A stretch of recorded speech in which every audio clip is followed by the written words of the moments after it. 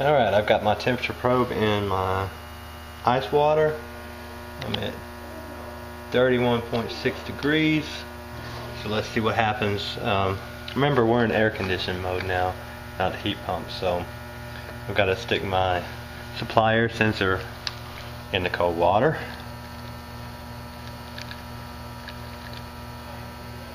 So let's see how long it takes. Remember, same thing's true as when it was in heat. It takes a little bit because, you know, it's gradually going up. It's not trying to do it all at one time. So, alright, so the air conditioner went off, the blower is going to run, and then when it warms up, then the air conditioner, let's see, so your supply air sensor is lit. So there you go. Okay, so here's a damper that I had to order special for a job. Like I said, I just hadn't had a chance to get over there yet to put it in. This is their square damper. This one actually had to be special made for the duct size. But let's look at the damper here. There's the damper. See, it's got the little red light to it.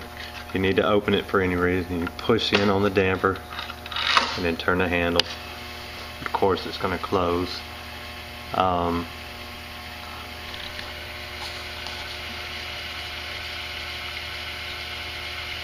Guess you can hear it running there. See, it's open or closing.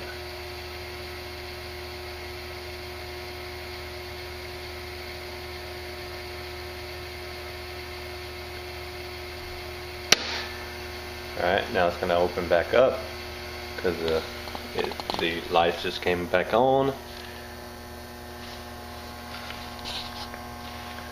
Hold on, let's see.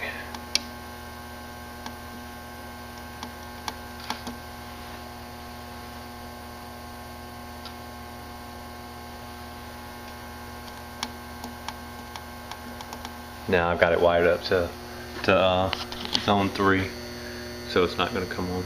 But let me, I know people are going to see these wires. Normally you would do white for common, so that would be on M1, and whatever else. But in this case, we're using red, white, and blue.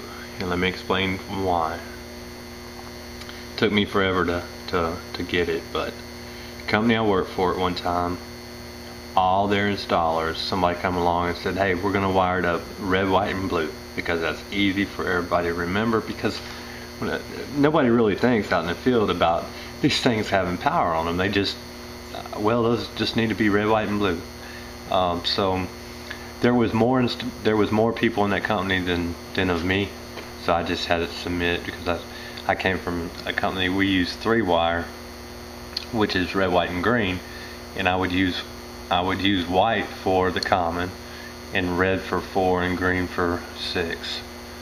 And I did that a couple of times on some zoning, and I got told how wrong I was, so I finally just submitted and just went their way, and then so that's how I got used to doing it. So now red, white, and blue, trying to be patriotic.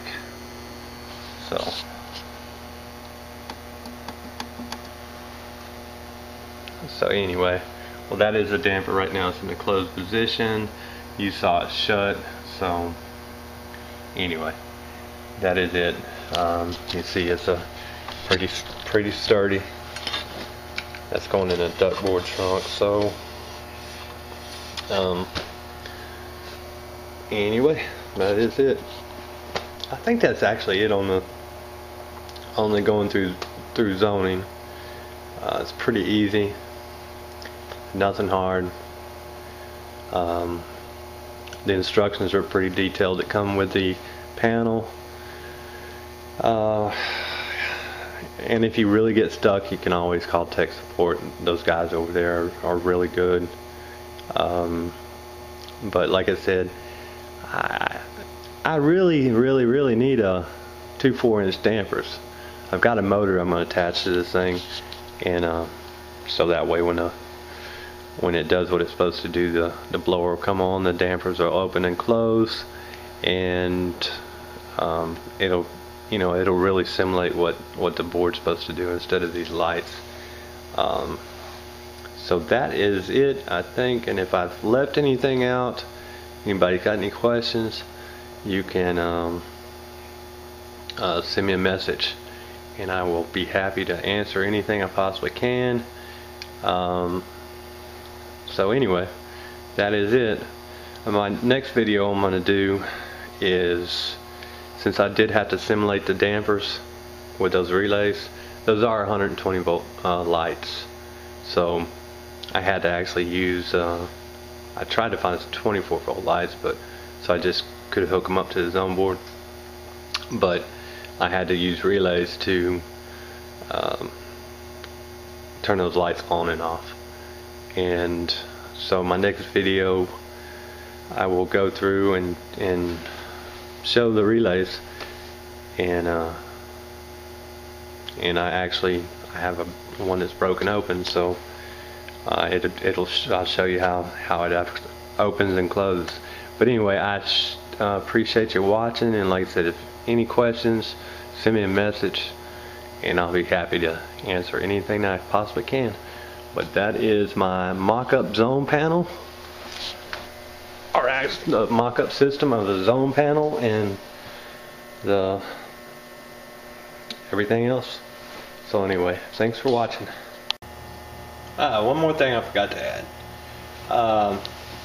Whenever you install one of these things, if you will be so nice as to put what zones or what, like, see how I did his here.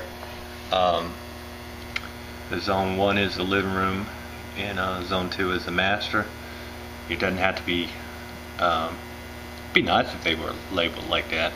And up top, of course, says zone panel, and my stickers there, so they always know who to call. You can, on the inside of the cover, you can just take your Sharpie and write what zones are what.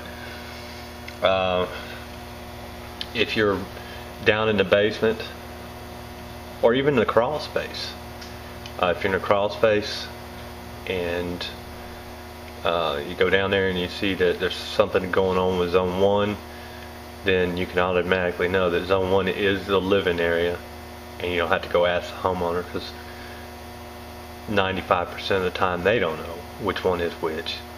So anyway, they will know which one's not working, but if you're there on a, let's say just a maintenance or some other service call, and you happen to notice that one zone that they never use isn't working properly, then you'll be able to go right to that zone. So if you'll just mark it, doesn't take hardly any time. But anyway, I think that's it. As far as if you're worried about these things being up in a hot attic, don't worry about it. I think it goes to 160 degrees and minus 12 degrees. I think that's what its rating is as far as temperature goes. So don't worry about putting them in a hot attic or down in a crawl or whatever.